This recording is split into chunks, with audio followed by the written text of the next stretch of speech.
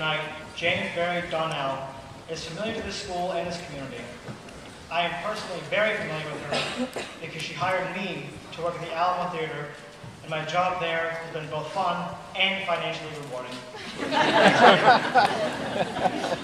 Jane grew up in Bucksport, the daughter of Tom and Pat Barry, and attended BHS along with her two brothers, Chris and Frank. Checking her out in the senior section of the 1988 yearbook, it's clear that Jane thrived here academically, but she mentions nothing about all the schoolwork she did, and I quote, nickname Momo, future plans to live a life of insanity, sailing the SS Wombat, bombing GIDs with good friends, her most remembered moments, all the great times with Brendan and somebody, life at Perky's, true friends, softball, and the insanity of VHS. I guess we'll have to wait and hear her speech to find out if she got the insane life she wanted.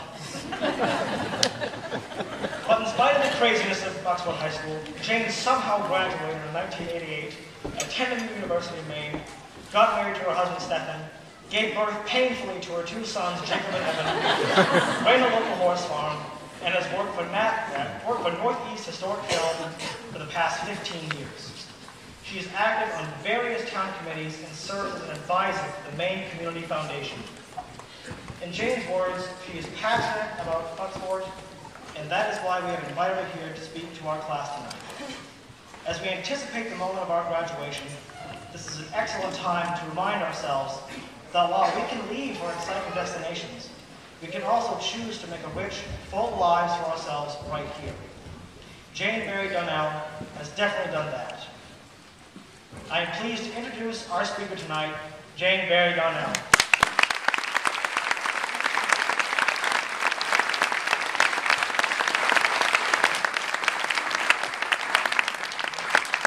And you want to be my popcorn boy.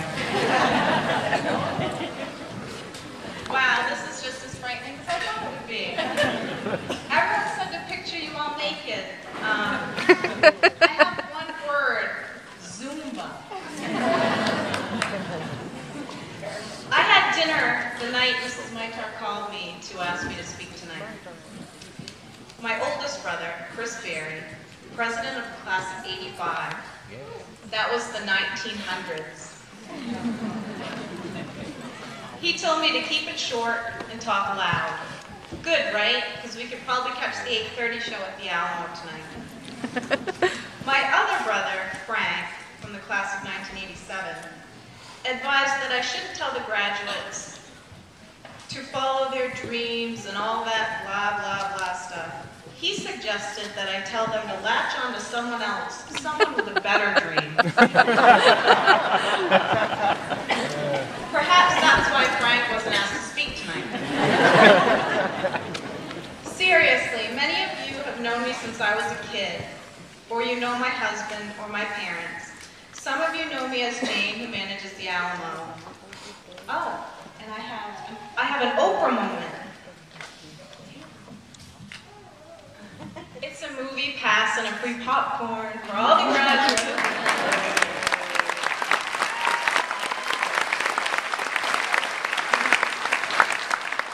Not very exciting for poor Kevin and Bethany, sorry. I ask that all of you parents keep supporting these young people. It is going to be much harder for them than it was for most of us.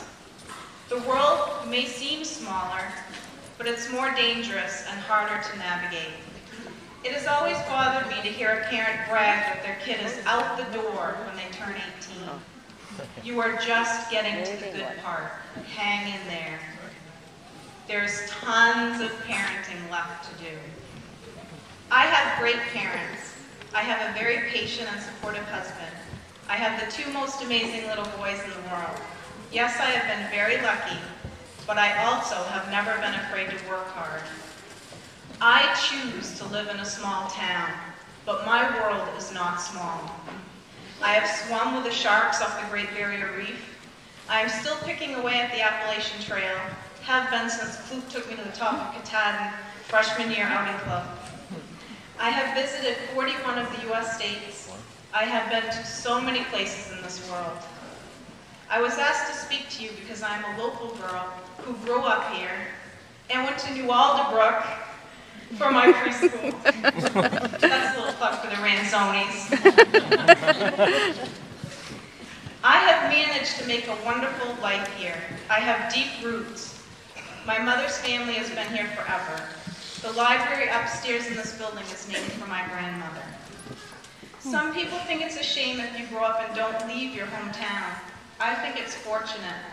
Fortunate that I have found the coolest job in the world right here. I work at Northeast Historic Film. We're a world-renowned motion picture archive.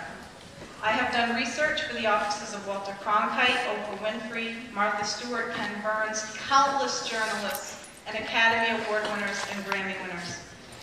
Just this week I've been working on a Major League Baseball project for ESPN.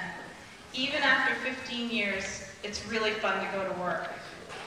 I look at Bucksport as a safe and familiar place to nest, as a launching pad for everything I want to do. Your hometown doesn't define who you are, it just reminds you of where you've been.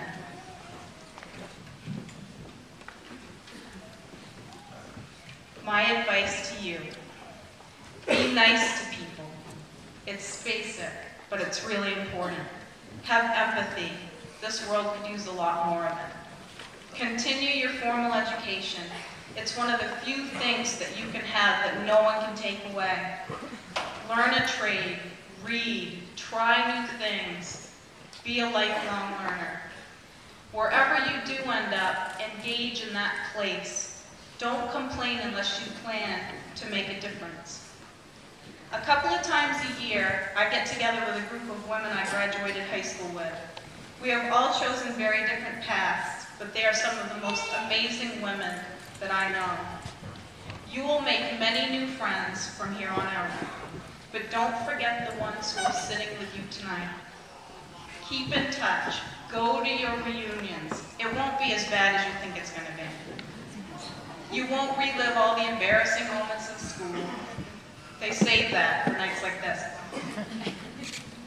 You will discover that the people you didn't bother to give the time of day to are really pretty cool. Don't be one of those people who complains that they've never been anywhere. Travel. It takes 2 hours and a tank of gas to be in a whole different country. Doesn't have to be extravagant. You won't appreciate here as much if you don't see the rest of the world. I guarantee that. Push yourself. I had never run unless I was chasing a ball. A couple years ago, I took a year and trained for a marathon. I have since learned to swim and bike competitively. I have been working up to doing a complete sprint triathlon this fall. I am a mediocre athlete, but it is part of who I am. I don't deny that part of myself. I feed it. It makes for a much happier me, and that makes it much more pleasant for the people around me. Just ask my husband. Just because you are from a small town does not mean you are small. Never let anyone tell you any different. If someone honors you by asking you to speak at commencement, graciously accept, even if it's the scariest thing you can imagine. Don't think that these are your glory days. These are some, and they are the ones that will forever connect you to these people and this place. But you have the most glorious days ahead of you, and I wish you the best on your journey to find them. Good luck.